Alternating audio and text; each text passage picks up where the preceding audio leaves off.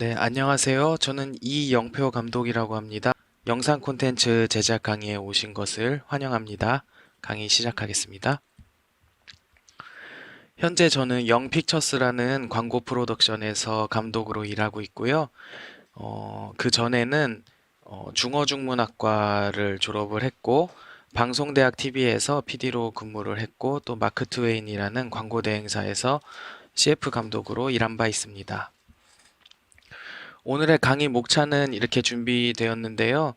앞에 25분에 요 두 가지 이야기를 드리려고 하고요. 나머지 25분에 다음 얘기를 드리도록 하겠습니다.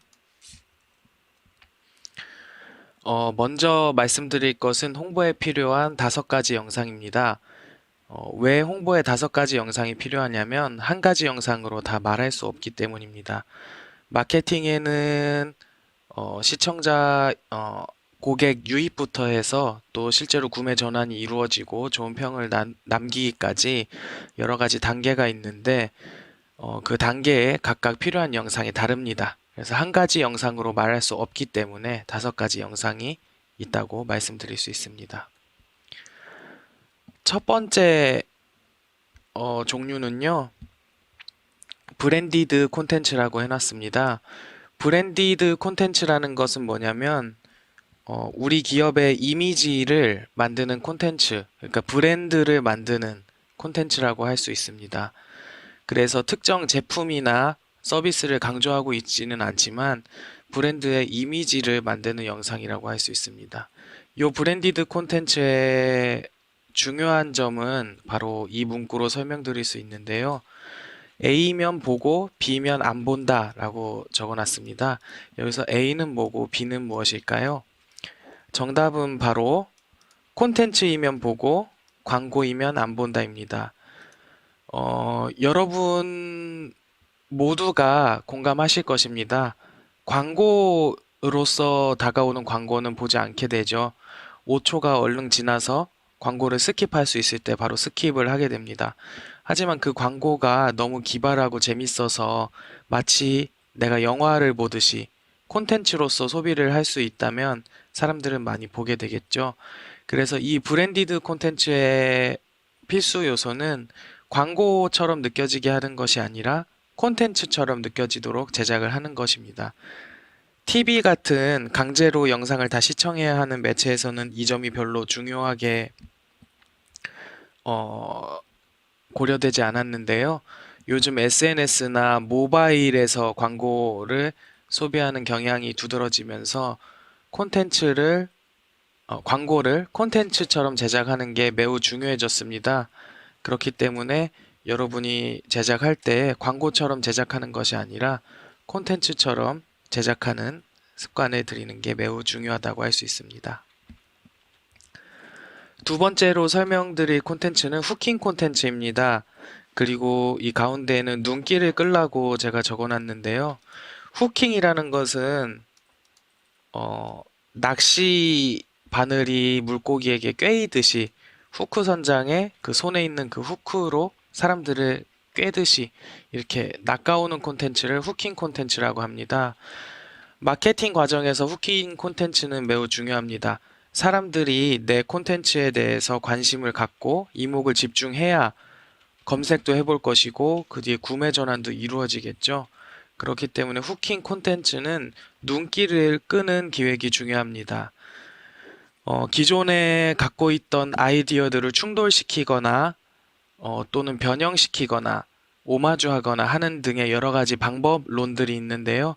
그 모든 것을 활용해서 사람들의 이목을 끌기만 한다면 후킹 콘텐츠는 성공입니다. 후킹 콘텐츠에서 여러 인포를 넣는다거나 다른 정보를 추가했을 때에는 점점 잡스러운 콘텐츠가 되겠죠. 이 후킹 콘텐츠의 목적은 눈길을 끄는 것, 거기까지입니다. 세 번째로 설명드릴 콘텐츠는 인포 콘텐츠입니다. 가운데 자세히 설명하라고 적어놨는데요. 이 인포 콘텐츠의 특징은 자세히 설명하는 것입니다. 이 인포 콘텐츠는 영상으로 제작될 수도 있고, 우리가 인터넷에서 물건을 살 때 상세 페이지처럼 블로그 형태나 그런 상세 페이지 형태로 구성된 콘텐츠들도 있습니다. 이 인포 콘텐츠의 특징은 자세히 설명하는 것입니다. 후킹 콘텐츠 또는 브랜디드 콘텐츠를 통해서 우리의 제품이나 서비스를 알게 된 사람들이 관심을 갖고 추가 정보가 필요해서 검색을 하게 됩니다. 그 검색을 했을 때 노출돼야 하는 콘텐츠가 인포 콘텐츠인데요. 우리가 후킹 콘텐츠만 준비해 놓고 인포 콘텐츠를 준비해 놓지 않았다면 사람들은 우리 제품이나 서비스에 대해서 정보를 얻을 수가 없게 될 것이고 그게 또 결국 구매 전환으로 이루어지지 않겠죠. 그래서 인포 콘텐츠 또한 매우 중요하다고 할 수 있습니다. 다음으로 설명드릴 콘텐츠는 리뷰 콘텐츠입니다. 리뷰 콘텐츠라고 하니까 어, 리뷰 콘텐츠라고 하니까 마치 자연스럽게 사람들이 리뷰를 해야 될 것처럼 느껴질 수도 있는데요. 그것이 아니라 이 리뷰 콘텐츠는 저희가 제작비를 들여서 의뢰를 할 수 있습니다. 특정 인플루언서에게 우리의 제품을 협찬해 준다거나 아니면 광고비를 제공을 하고 또 제품도 제공을 해서 우리 제품을 리뷰하는 콘텐츠를 만들도록 한다거나 하는 방식이 있겠죠. 여기에는 증언을 들려주라고 써놨는데요. 이 리뷰 콘텐츠의 핵심은 이 증언입니다. 우리가 상세 페이지를 통해서, 그러니까 앞서 말씀드린 인포 콘텐츠를 통해서 정보를 제공하게 되면 이것은 제작사에서 제품을 가진 그 회사에서 제공하는 정보이기 때문에 신뢰도가 떨어질 수 있습니다. 왜냐하면 제작사에서 우리가 만든 제품을 나쁘다고 홍보하는 경우는 거의 없기 때문이죠. 하지만 리뷰 콘텐츠를 통해서 다른 우리 회사와 이해관계가 없는 다른 사람들이 우리의 제품을 이야기한다면 그 증언은 매우 공신력을 띠게 됩니다. 사실적이고 진실되게 느껴지게 되죠. 그래서 이 리뷰 콘텐츠는 매우 중요합니다. 하지만 이 리뷰 콘텐츠를 할 때 많은 광고주가 실패하는 것들이 있는데요. 바로 리뷰를 조작하거나 하는 것입니다. 시청자들은 생각보다 감각이 좋습니다. 거짓으로 연기를 하고 있다거나 좋은 말만 하고 있다거나 할 경우 그 좋은 쪽으로만 표현하려는 그 연기하는 그 톤을 시청자들이 느끼게 돼요. 그래서 이 리뷰 콘텐츠를 할 때 중요한 점은 어, 거짓되게 하지 않는 것입니다. 만약에 여러분의 제품이 리뷰 콘텐츠를 통해서 거짓되게 표현되지 않고 싶다면 그 해당 광고 모델에게, 인플루언서에게 우리 제품이 좋다고 세뇌시키세요. 그래서 우리 제품이 좋다고 인플루언서가 믿을 수 있도록 최선의 노력을 다 하는 게 매우 중요합니다. 다섯 번째로 옹호 콘텐츠라고 적어 놓았는데요. 덕후를 만들라고 해놨습니다. 이 옹호 콘텐츠는 콘텐츠 형태는 리뷰 콘텐츠와 비슷합니다. 하지만 리뷰 콘텐츠와 결정적인 차이는 제작자의, 그러니까 우리 광고주의 의뢰가 있었느냐 없었느냐로 갈리는데요. 이 리뷰 콘텐츠 중에서도 실제로 내가 정말 좋아서 스스로 콘텐츠를 만드는 이 옹호 콘텐츠는 정말 강력한 힘을 지닙니다. 우리가 마케팅 플랜에서 이 옹호 콘텐츠가 나왔을 때 비로소 마케팅의 선순환고리가 만들어졌고 우리 제품이나 서비스가 크게 성장할 수 있는 여지를 갖췄다고 이야기를 하는데요. 이 옹호 콘텐츠는 정말로 진실되게 내 제품을 좋아해주는 사람들이 생산하는 콘텐츠이기 때문에 나쁜 점도 있겠지만 그런 모든 것을 차치하고 최종적으로 내 제품을 선택한 이유를 말하게 됩니다. 그렇기 때문에 이 내 제품을 사랑하는 덕후를 만드는 과정이 매우 중요하다고 할 수 있죠. 제품 자체가 매우 좋은 제품이라면 자연스럽게 이런 덕후가 생기겠죠. 요즘은 이 옹호 콘텐츠마저도 이제 리뷰 콘텐츠를 제작하는 것처럼 돈으로 사람을 매수해서 하려는 경향이 두드러지는데요. 사실 그것을 추천하지는 않습니다. 우리가 배우라는 직업이 있고 또 그 중에서도 연기를 잘하는 배우들이 있는데 그런 배우들이 괜히 그 업종에서 살아남는 것은 아니거든요. 사람을 정말 나 자신을 속여서 메소드 연기라고 하죠. 그 정도까지 해서 연기를 할 수 있는 사람은 우리나라 또 이 지구상에 많지 않습니다.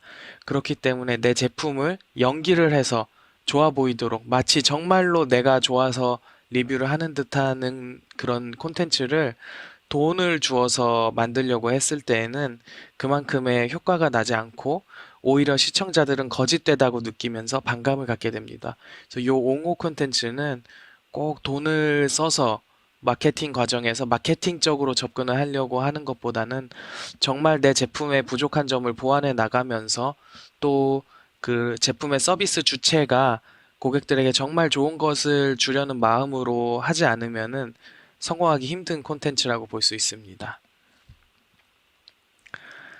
자, 그 다음으로 이제 영상 제작할 여러분들에게 영상 제작 독학이 가능하냐? 이 질문에 대해서 대답을 해드리고 싶은데요.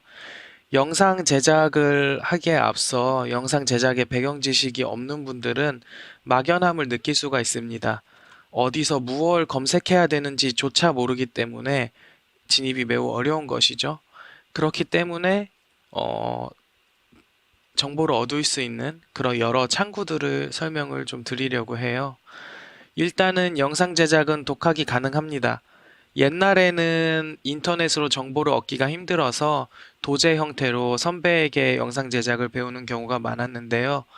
지금은 인터넷의 자료가 워낙 깔끔해졌고 영상을 제작할 수 있는 장비들도 핸드폰으로 제작이 가능해질 정도로 기술이 많이 발전을 했기 때문에 영상 제작을 독학으로 배울 수가 있습니다. 그렇기 때문에 영상 제작을 시작하려는 분들, 이제 막 배우려는 분들은 인터넷에 자료를 많이 찾아서 공부를 하면 좋을 것 같습니다. 제가 초심자에게 추천하는 유튜브 채널이 몇 가지가 있는데요. 그 중에 가장 좋은 채널을, 좋다고 생각하는 채널을 두 개 적어 보았습니다. 첫 번째로 N%라는 유튜버입니다. 이 유튜버는 과거 방송국에서 그래픽 디자이너로 일한 경력이 있어서 실무 경험도 많고 상업 영상에서 빠르게 쉽게 영상을 효과적으로 제작할 수 있는 노하우를 많이 가지고 있는 편입니다. 이 분의 채널은 두 개가 있는데요. 이 M% 채널도 있고요. 강의를 하는 채널이고요. M% 템플릿이라고 해서 템플릿을 올려놓는 채널도 있습니다. 그래서 여러분들이 영상을 처음 시작한다면 요 M%님의 영상을 보고 또 템플릿 사이트에서 필요한 템플릿을 받아서 제작을 하게 되면 당장 필요한 영상을 빠르게 제작할 수 있게 되겠죠. 두 번째로 추천해 드릴 영상은 비디오 클래스라는 채널입니다. 이 채널은 현재 유행하는 트렌디한 영상 효과를 매주 두 개 혹은 그 이상 정기적으로 연재를 하고 있습니다. 이 채널의 특징은 기초부터 차근차근히 알려주는 것은 아니고요. 지금 당장 필요한 것들, 그 지금 유행하는 효과를 시의성 있게 알려주는 채널이라서 좀 이렇게 추천을 드렸습니다. 이 외에도 뭐 편집하는 여자, 조블리, 뭐 편집하는 남자도 있고요. 뭐 요런 류의 다양한 채널들이 있는데요. 유튜브에 검색을 해보면 너무 쉽게 그런 자료를 접할 수가 있습니다. 그렇기 때문에 이 유튜브를 공부하려는 분들께서는 검색을 꼭 해보시고 영상 제작, 영상 편집 이렇게 검색을 해보시면 많은 도움을 얻을 수 있을 것 같습니다. 어, 조금 더 강의를 진행해야 될 것 같네요. 영상 제작 워크플로우에 대해서 이어서 말씀드리도록 하겠습니다. 영상 제작은 3단계로 나뉩니다. 쉽게 얘기해서 기획, 촬영, 편집이라고 해서 기촬편으로 나누기도 하는데요. 그것이 업계 전문가들 용어는 프로덕션, 이 촬영이죠. 프로덕션을 기준으로 해서 그 앞, 뒤라고 해서 프리 프로덕션, 포스트 프로덕션이라고 이야기를 합니다. 그래서 영상의 촬영 단계는 영상의 제작 단계는 전체 워크플로우는 촬영, 그러니까 프로덕션을 기준으로 전후로 3단계로 나뉘게 됩니다.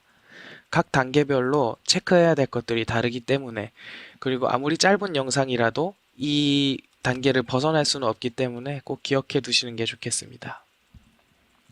첫 번째로 이야기 드릴 것은 프리 프로덕션입니다. 이 프로덕션은 같은 말로 기획이라고 하고요. 이 단계에서는 제작에 필요한 모든 생각을 문서화하거나 혹은 말로써 스태프들과 소통한 다음에 제작에 참여하는 모든 스태프들이 같은 이미지를 상상하도록 만드는 단계입니다. 여기서는 대본을 만들기도 하고요. 배우를 뽑기도 하고요. 예산에 대한 계획을 세우기도 하고요. 제작 일정에 대해서 이야기를 나누기도 합니다. 또 이 프리 프로덕션 단계에서는 우리에게 의뢰를 주는 광고주와의 소통도 매우 중요한데요. 서로 다른 이미지를 그리고 작업을 하게 되면 나중에 제작이 완료되었을 때 돌이킬 수 없는 일이 많기 때문에 이 프리 프로덕션은 매우 중요하고 제작에 관계된 모든 이해관계자들이 한 가지 그림을 머릿속에 상상하고 있을 때에 원활히 제작이 이루어지게 되니까 매우 중요하다고 할 수 있습니다. 여기 첨부한 이미지는 제가 실제로 프리 프로덕션 단계에서 제작했던 어, 이제 파워포인트 자료인데요. 저희는 줄여서 이것을 PPM이라고 합니다. 이 PPM이라는 것은 프리 프로덕션 미팅의 준말인데요. 우리가 사전 준비 단계에서 고객과 제가 같은 그림을 그릴 수 있도록 만드는 단계입니다. 살펴보시면 브랜드 네임이 있고요. 이제 왜 이런 기획을 상상하게 되었는지 발단이 있고요. 그 다음에 마케팅적으로 온라인에서 어떻게 검색이 일어나는지, 시기별로 저희가 홍보하려는 제품이 검색되는 건 어느 타이밍인지, 그래서 우리는 어떤 것을 포인트로 잡아서 제작을 할지, 어떤 식으로 이야기를 풀어나가야 될지, 우리 콘텐츠의 핵심 키워드는 몇 가지가 있는지, 아니면 또 영상 제작 실제 콘티는 어떻게 될지.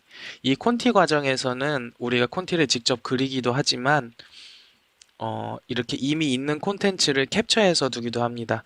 콘티를 작화하는 것은 시간이 많이 걸리는 일이고 어, 이야기가 많이 바뀔 수 있는 프리 프로덕션의 초기 단계에서는 어, 빠른 소통이 더 중요하기 때문에 작화를 하는 경우는 별로 없습니다. 대신에 커뮤니케이션이 완료되고 서로 그리는 게 명확해졌다 싶을 때는 그 명확해진 상상하는 이미지를 가지고 작화를 하게 되죠. 이런 식입니다. 이것은 저희가 실제로 콘티를 작화한 이미지인데요. 모빌, 아기 침대, 아빠 등장하고 이런 구체적인 것들이 오디오와 비디오가 같이 나열이 돼 있게 되죠. 그리고 우리가 촬영을 할 로케이션이 나타나고 배우는 어떤 배우들이 연기를 할지, 그 다음 예산은 어떻게 될지, 또 제작 일정은 어떻게 될지 이런 것들이 들어가게 됩니다. 그 다음 단계는 프리 프로덕션을 넘어서 프로덕션 단계입니다. 이게 같은 말로 촬영인데요.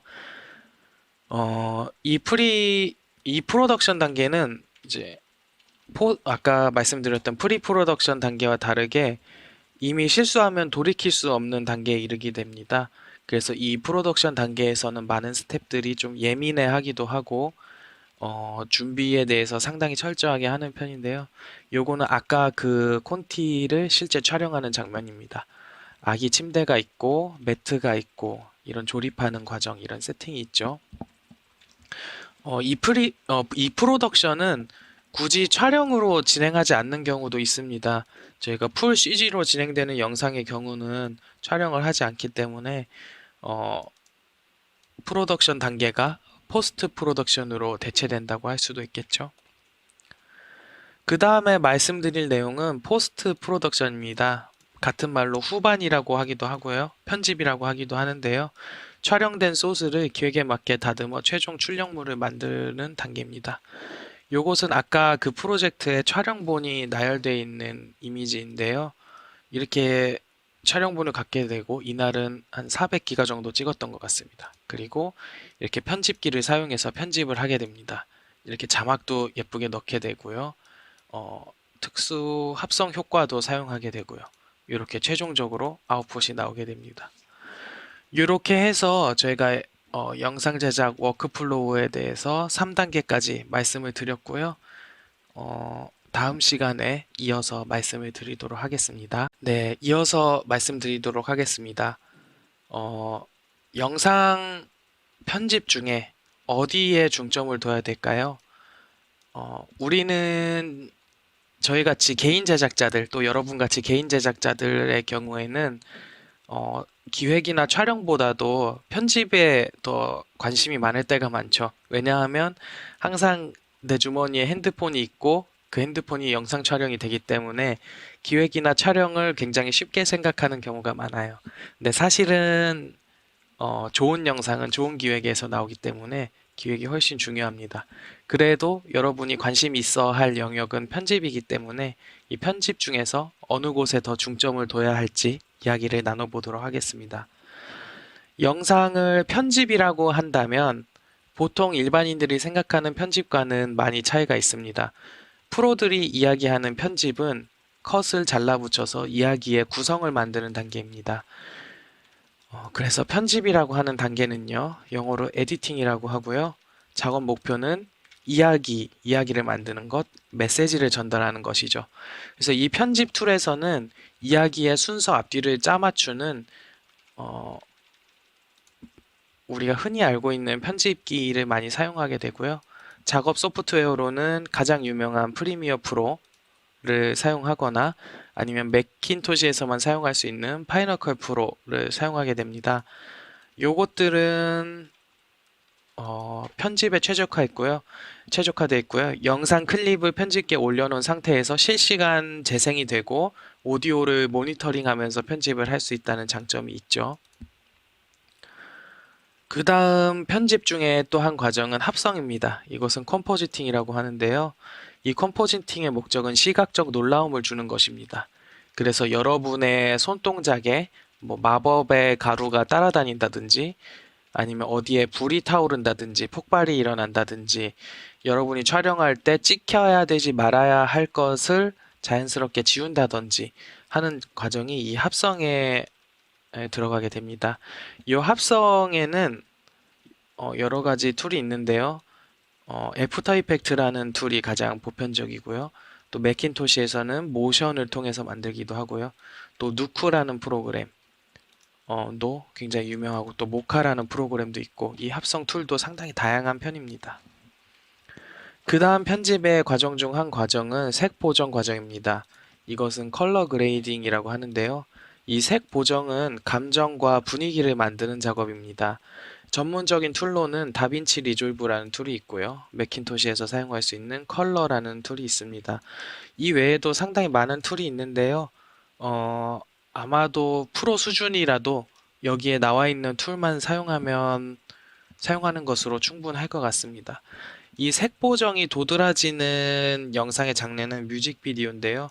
뮤직비디오는 이야기를 전달하기에는 대사를 만들 수가 없고 또 플레이 타임이 굉장히 짧기 때문에 이야기나 뭐 시각적 놀라움 합성보다는 이 색 보정을 통한 감정 연출로 분위기로 또 노래가 뭐 분위기가 반전되는 경우가 거의 없잖아요. 슬픈 발라드다 그럼 발라드로 시작해서 발라드로 끝나고 댄스다 그럼 댄스로 시작해서 댄스로 끝나는 경우가 많기 때문에 뮤직비디오가 특히 이 색보정이 도드라지는 장르라고 할 수 있습니다.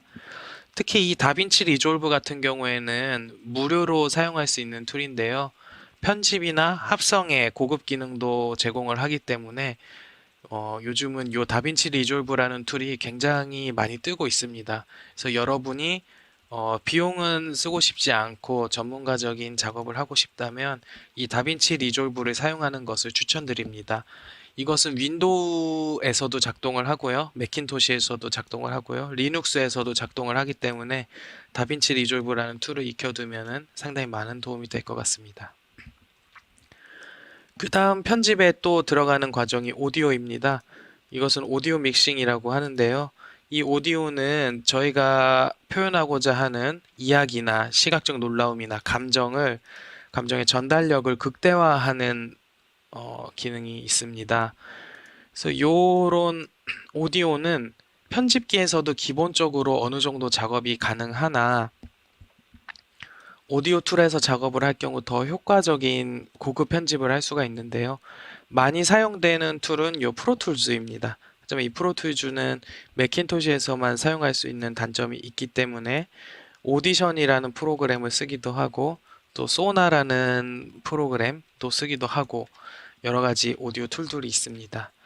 어, 보통 편집하시는 분들께서는 이 편집기에서도 많은 오디오 작업이 되기 때문에 오디오 툴을 좀 등한시하는 경우가 있는데요.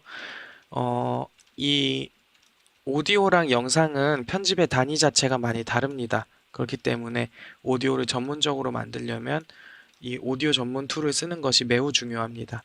예를 들어서 영상 같은 경우에는 보통 24프레임, 그러니까 초당 24장의 이미지로 촬영을 하게 되죠.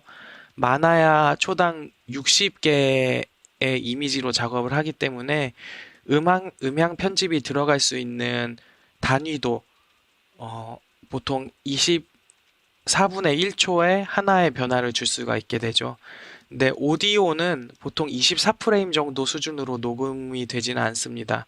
아무리 낮게 녹음을 해도 초당 44,100번의 샘플링을 하기 때문에 정밀하게 오디오를 만지려면 24프레임으로 만지는 이 영상 툴에서보다 44,100프레임으로 헤르츠로 샘플링을 하는 이 오디오 툴과 이제 편집의 정밀함을 비교할 수는 없습니다. 그렇기 때문에 여러분이 오디오에 좀 관심이 있다면은 오디오 전문 툴을 사용하시길 바라고, 편집 툴에서 다 되는데 라고 이야기하시면 오디오 툴을 모르시기 때문에 할 수 있는 얘기라고 말씀을 드리고 싶습니다. 이 외에도 영상에는 많은 작업들이 있습니다. 그리고 많은 사람들이 있고요. 영화가 끝날 때 올라가는 크레딧이 어마무시하죠. 그 사람들 이름 나열하는 데만 해도 5분 이상 나열하는 영화도 흔하잖아요. 그렇듯이 영상에는 이 과정 말고도 상당히 다양한 과정들이 있습니다. 그렇지만 우리 같이 개인 제작자들 경우에는 이 과정만 알아도 충분하기 때문에 이것만 말씀을 좀 드릴게요. 그 다음으로 고민하실 것이 장비일 것 같습니다. 이 장비는 최고의 장비를 구하는 게 좋은 게 아니라 최적의 장비를 구하는 것이 좋다고 할 수 있습니다. 어, 프로젝트가 가진 예산, 또 현장 규모, 또 결과물의 품질에 따라서 상세히 고려해서 장비를 선택하는 게 중요합니다. 또 프로일수록 최고의 장비를 쓰는 게 아니라 최적의 장비를 사용하게 되죠. 장비를 정확히 알기 때문에 이 프로젝트에서는 이 장비를 사용해야 된다는 그런 어, 뭔가 정확한 선택이 있습니다. 그래서 여러분도 최고 비싼 것, 최고 좋은 것이라는 개념으로 접근하지 마시고 최적의 장비를 구매하는 것을 추천드릴게요. 이 파트에서 이야기 나눌 것은 총 4가지입니다. DSLR과 미러리스의 차이. 요즘 핫하죠. DSLR. 미러리스는 마치 더 급이 낮은 것처럼 이야기하고 있는데 이 차이. 그 제조사별로 색감이 다르다고 알려져 있는데 어느 제조사가 좋은지, 또 렌즈는 어떻게 선택을 하게 될지, 또 조명이나 마이크, 삼각대 등 부가 장비는 어떻게 될지 고민이 많으실 텐데요. 이야기를 나눠보겠습니다. 이 DSLR과 미러리스는요, 근본적인 점은 차이가 없습니다. 똑같은 카메라고요.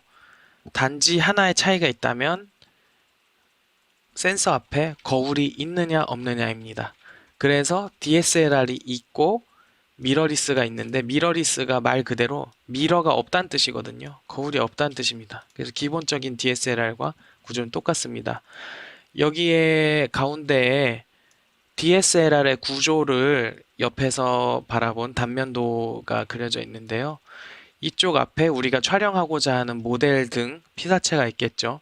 피사체가 있고 이 렌즈를 통해서 빛이 들어오게 됩니다. 이 빛이 들어오면 평소에는 우리가 어떻게 보게 되냐면 이 2번이 미러, 거울인데요. 이 거울을 통해서 앞에 있는 모델의 상이 위로 반사가 되게 되고, 이 반사된 빛이 펜타프리즘을 통해서 이 뷰파인더, 카메라를 눈으로 보는 이 구멍을 통해서 나오게 됩니다. 그래서 앞에 피사체가 있고 이것이 거울을 튕겨서 펜타프리즘을 통해서 이 뷰파인더를 통해서 보다가 촬영을 할 때에 이 미러가 위로 이 화살표를 따라서 올라가게 됩니다. 올라가게 되면서 이 앞에서 들어오는 빛이 거울에 반사되지 않고 이 뒤에 3, 4번에 있는 이 센서에 맺히게 되죠. 그래서 촬영을 하게 됩니다. 그래서 DSLR 카메라를 촬영을 할 때 찰칵하는 소리가 들리는 것이 이 2번 거울이 위로 올라가고 요 3번 셔터가 열리고 또 닫히고 하는 과정이 있기 때문에 찰칵찰칵 소리가 나게 됩니다. 여기서 이제 미러리스라는 것은요, 요 거울 2번을 포함해서 이 위에 뷰파인더와 관련된 5, 6, 7, 8이 전부 없는 빛이 들어와서 바로 셔터를 통해서 4번 센서까지 매치게 되는 구조라고 볼 수가 있습니다. 그렇기 때문에 근본적으로는 차이가 없습니다. 똑같고요. 또 DSLR로 영상을 찍게 되면요. 이 영상은 우리가 뷰파인더를 통해서 볼 수가 없습니다. 영상은 항상 센서로 들어오는 것이 우리 액정 화면에 나타나기 때문에 영상을 찍는 모드일 때는 미러리스와 DSLR이 차이가 전혀 없습니다. 오히려 DSLR이 영상 촬영에 필요가 없는 많은 부품들을 가지고 있기 때문에 부피가 크고 무겁고 가격이 비싼 경우가 되겠죠. DSLR과 미러리스는 근본적으로 똑같고, 미러리스가 상대적으로 더 낮은 것이라고 여기는 것은 점유율 50% 이상의 거의 독점하고 있는 제조사 캐논의 영향이 크다고 볼 수 있습니다. 캐논은 지금은 좀 상황이 달라졌는데요. 우리가 DSLR과 미러리스의 이런 잘못된 인식을 갖게 될 때에는 캐논은 이런 미러리스를 센서 크기가 작고 화질이 낮은 작은 미러리스만 출시했습니다. 그렇기 때문에 우리가 이런 이미지를 갖게 된 거죠. 하지만 근본적으로 이 둘의 구조는 다르지 않습니다.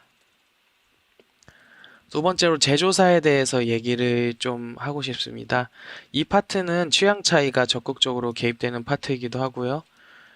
또 제조사를 바꾸게 되면 렌즈도 같이 바꿔야 되기 때문에 바꾸는데 비용이 상당히 들고 시간도 상당히 들게 됩니다. 그렇기 때문에 선택이 신중해야 할 필요가 있고요. 여기에 적은 것은 일반적인 통념을 대략적으로 이해하도록 적은 거기 때문에 실제 구매 시에는 정확히 참고를 해주시면 좋습니다. 캐논부터 설명을 좀 드리고 싶은데요. 캐논의 장점이라고 한다면 보통 피부 색감을 꼽습니다. 근데 피부 색감이라는 것이 상당히 주관적이고 이 제조사마다 색감 차이를 블라인드 테스트를 했을 때 이것이 캐논의 색감이다라고 맞추는 사람들의 비율이 5%도 안 됐어요. 그렇기 때문에 냉정하게 이야기할 때 이 피부 색감이라는 것은 허구고 실제로 존재하지 않는다고 볼 수 있습니다. 우리가 촬영을 하고 색 보정을 하지 않는 경우가 거의 없고 촬영을 할 때 특정 이미지 프로파일을 넣지 않고 하는 경우가 거의 없기 때문에 이 피부 색감은 거의 없는 것이라고 허구의 것이라고 생각하셔도 좋겠습니다. 캐논의 경우 조작이 편리하다고 하는 분들이 많아요. 아무래도 세계 1위 점유율을 가진 제조사기 때문에 이런 것이 노하우가 많은 것 같습니다. 그 장점으로 또 하나가 렌즈가 풍부합니다. 이것은 고급 렌즈뿐만 아니라 엔트리급 사용자들도 구매할 수 있는 렌즈가 저렴한 렌즈가 상당히 다양한데요. 아무래도 세계 1위의 제조사기 때문에 렌즈를 개발하는데 돈을 많이 쓸 수 있지 않았나, 그래서 렌즈가 풍부하지 않았나 싶은 생각이 듭니다. 단점으로는 하드웨어 스펙이 낮습니다. 영상 촬영할 때 영상이 녹화되는 영상의 스펙이 굉장히 낮죠. 이것은 영상 제작자들이 다 아는 겁니다. 그래서 영상 제작자들은 캐논을 쓰는 경우가 그리 많지 않습니다. 이 DSLR로 영상을 찍는 시장은 캐논이 처음 열었어요. OD 마크 3, OD 마크 2라는 제품으로 처음으로 캐논이 시작을 했고 많은 영상 제작자들이 그렇게 캐논을 쓰기 시작했는데요. 이 영상의 하드웨어 스펙 자체가 낮은 문제가 있기 때문에 지금은 소니가 점유율을 많이 가져간 상태입니다. 미러리스 분야가 약하다고 적혀 있는데요. 지금도 약합니다. 하지만 지금 이제 막 출시한다고 알려져 있는 제품들이, 기대되는 제품들이 많기 때문에 조만간 바뀔 수도 있는 이야기라고 생각이 드네요. 바디 가격이 비쌉니다. 캐논 DSLR의 풀프레임 버전은 400만 원대부터 가격이 시작합니다.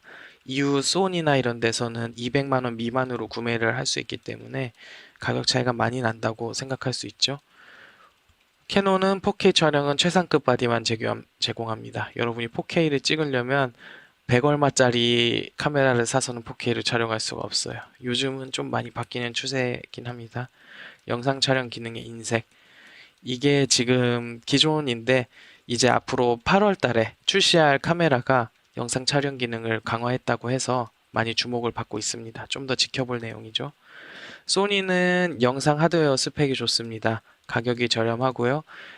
여러분이 피부 색감을 좋다고 생각하는 캐논이 좋다고 생각하시는데 사실은 여러분이 좋다고 생각하는 이미지가 소니인 경우가 더 많습니다. 왜냐하면 방송업계에서 특히 전문가용 스튜디오용 거대한 카메라들, 1, 2억 하는 카메라들, 소니 카메라인 경우가 많습니다. 그렇기 때문에 여러분이 소비하는 대중적인 카메라가 보통 소니 카메라예요. 그렇기 때문에 너무 익숙하고 블라인드 테스트를 하면 사실 소니를 좋다고 생각하는 게 더 많죠. 영상 촬영 기능이 다양하고요.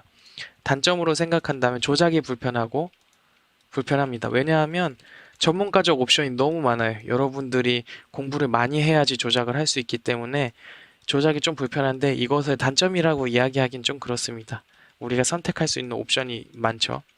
출시 렌즈 대부분이 고급 렌즈입니다. 소니는 카메라 역사가 짧습니다. 그렇기 때문에 고급 렌즈 먼저 출시를 했고요.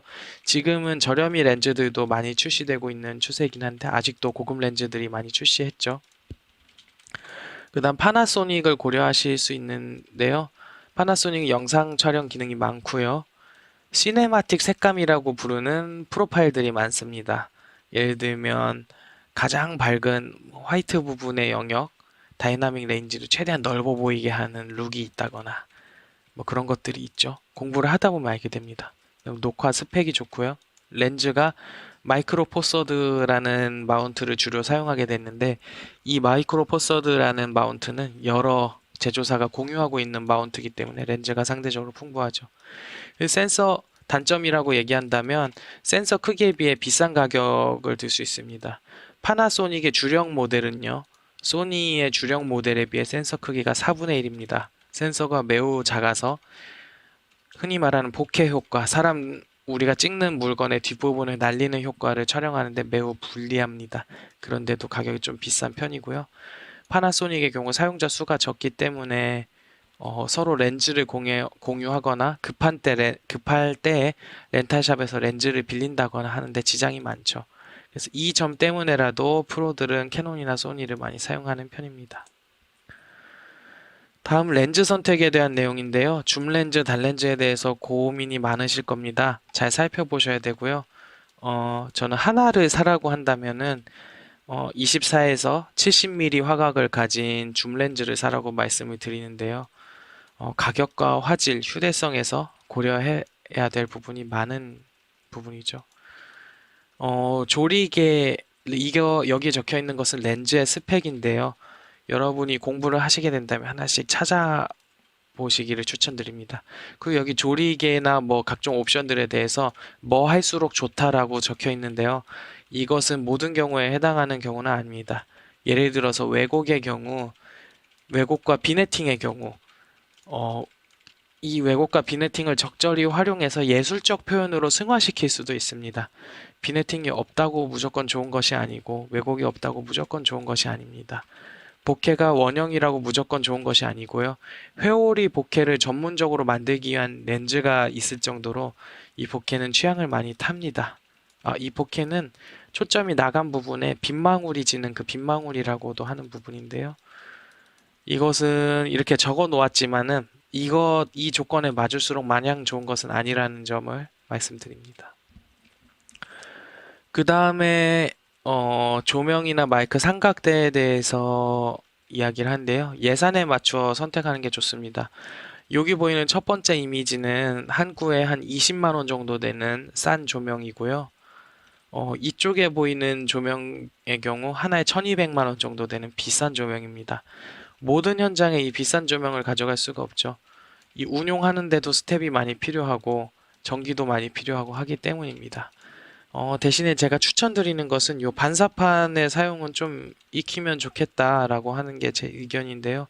이 반사판은 야외 촬영의 경우 이 비싼 조명보다 더 큰 효과를 한 5,000원 내지는 10,000원에 대한 그런 비용으로 효과를 낼 수가 있습니다. 그렇기 때문에 반사판 사용은 꼭 기술을 익혀두시는 게 좋고, 여기 보면 슬라이더도 있고 짐벌도 있고, 또 이런 작은 여러분이 사실 수 있을 만한 폰 짐벌 한 10만 원 초반대면 구매할 수 있죠. 이런 조명 장비들도 있는데 여러분의 현장에 맞게 잘 선택하시면 좋겠습니다. 그 다음 편집 소프트웨어를 선택할 때 고려할 내용들을 이야기 드리고 싶은데요. 하나를 배우게 되면 결국 다양하게 다루게 됩니다. 이 편집이라는 것은 아까 말씀드렸던 것처럼 이야기를 만드는 과정입니다. 이야기를 만드는데 뭐 특별한 스킬이 있기가 좀 힘듭니다. 결국 내가 찍은 클립을 살펴보고 그 클립을 원하는 곳에 넣는 것이 목적이기 때문에 한 개의 툴을 익히면 거의 나머지 툴도 자연스럽게 다루게 됩니다. 여기에 대표적으로 프리미어 프로, 파이널 컷 프로, 다빈치 리졸브, 베가스를 적어 놓았는데요. 이거 말고도 뭐 파워 디렉터, 무비 메이커, 뭐 키네마스터 이런 다양한 뭐 곰 믹스 이런 다양한 프로그램들이 있게 되는데 여러 가지를 잘 고려해서 구매하시면 좋겠습니다. 저는 다빈치 리졸브를 추천하는데요. 지금은 16 버전까지 나와 있고 블랙매직 디자인이라는 호주에 있는 회사에서 만들었습니다. 그래서 윈도우, 매킨토시, 리눅스까지 다 지원을 하고요. 무료 버전에서도 거의 모든 기능을 쓸 수 있습니다. 그리고 약 40만 원을 내고 정품을 구입하게 되면 노이즈 리덕션이나 뷰티 효과나 눈을 키우거나 피부를 매끈하게 만드는 그런 고급 효과들을 쓸 수가 있는데요. 그리고 8K 편집이 가능해지게 되고요. 근데 아마추어에게는 굳이 필요한 기능들이 아닙니다. 그리고 무료 버전에서도 다 쓸 수 있기 때문에 다빈치 리졸브를 강력하게 추천드립니다. 이 다빈치 리졸브는 다른 툴과 비교할 수 없을 정도로 세포적이 특화되어 있습니다. 헐리우드에서도 사용하는 툴이기 때문에 다빈치 리졸브를 선택하면 너무 좋을 것 같습니다. 그다음에 모바일 기기용 편집 소프트웨어도 좀 알려드리고 싶어요. 아무래도 여러분이 컴퓨터로 전문 편집을 하는 것이 아니라 모바일로 할 수 있는 확률도 높기 때문이죠. 루마 퓨전, 키네마스터, 파워 디렉터, 아이무비 뭐 이런 프로그램들이 있는데요. 요즘은 이거 말고도 많은 프로그램들이 있습니다. 특히 아이폰이나 뭐 갤럭시도 마찬가지고 기본 편집 프로그램이 내장되어 있는 경우가 많죠. 그렇기 때문에 굳이 돈을 쓰지 않고 기본 툴로 편집을 해도 되기 때문에 자유롭게 선택을 하시면 좋겠습니다. 그 다음에 말씀드릴 것은 저작권인데요. 뭐 한간에 떠도는 얘기로는 5초 쓰는 것은 괜찮다, 뭐 5초, 3초 쓰는 건 괜찮다 이런 얘기가 있는데 다 잘못된 얘기입니다. 저작권은 1초만 써도 위배가 되고요. 유튜브 알고리즘이 여러분의 영상에서 저작권 위배 사실을 찾아내지 못할 뿐이지 사람이 발견하게 되고 그것을 신고를 하게 되면 무조건 저작권 위배가 됩니다. 그렇기 때문에 저작권은 꼭 지켜주시고요. 여러분이 유튜브를 한다면 유튜브 여러분 영상에 대한 저작권을 여러분이 갖겠다는 뜻이잖아요. 저작권으로 뭔가를 하겠다는 분들이 저작권을 위배하면 안 되겠죠. 여러분이 자유롭게 사용 가능한 소스는 직접 만드는 소스 또는 오픈 소스로 라이센스를 열어놓은 소스 아니면 또 라이센스를 구매한 소스입니다. 이외에는 모두 불법이죠. 무료 음원 사이트에서 이렇게 무료 음원을 받을 수 있으나 고급 음원들이 있지는 않습니다. 그렇기 때문에 가능하면 먼저 찾아보지만은 유료 음원 사이트에서 몇천 원 정도 결제를 하게 되면 아주 좋은 음악들을 사용할 수가 있습니다. 유료 음원 사이트는 이렇게 몇 가지 적어 나왔는데요. 요즘 유명한 것은 뭐 아트리스트나 셔터스톡 뮤직도 상당히 유명한 편이죠. 잘 검색해보고 음원마다 또 저작권의 사용 범위가 다릅니다. 그래서 여러분이 유튜브에 업로드 할 수 있는지 몇만 뷰까지 저작권에 위배되지 않는지 이런 것을 잘 살펴보시고 여러분의 영상이 혹시라도 TV나 다른 무대에서 상영될 수 있다면은 그것을 잘 고려해서 사용하는 게 중요하겠죠. 폰트 저작권도 매우 중요한데요. 무료 폰트는 이 눈누라는 사이트에 잘 저장이 되어 있습니다. 여기서 살펴보고 사용하는 것도 아주 좋고요. 유료로 뭐 월 뭐 8만 원, 9만 원, 10만 원 이렇게 내고 뭐 산돌의 폰트나 아니면 뭐 210 디자인이나 윤 디자인이나 이런 폰트를 사용해 보는 것도 나쁘지 않습니다. 예, 제 강의는 여기까지고요. 어, 저는 뭐 인스타그램도 자주 하진 않지만 열려 있고요. 카카오톡 오픈 채팅에서 영픽처스를 검색하게 되면 저한테 톡을 보낼 수가 있습니다. 저희 뭐 유튜브나 비메오 페이지가 있는데요. 유튜브는 운영을 잘 안 하고 있고 비메오 페이지는 포트폴리오 페이지로 운영을 하고 있습니다. 궁금한 점이 있으시면 오픈 채팅으로 연락을 주시는 게 가장 빠를 것 같네요. 예, 제 강의는 여기까지고요. 들어주셔서 감사하고 여러분의 영상 제작에 많은 도움이 되기를 바라겠습니다. 여기까지 하겠습니다. 감사합니다.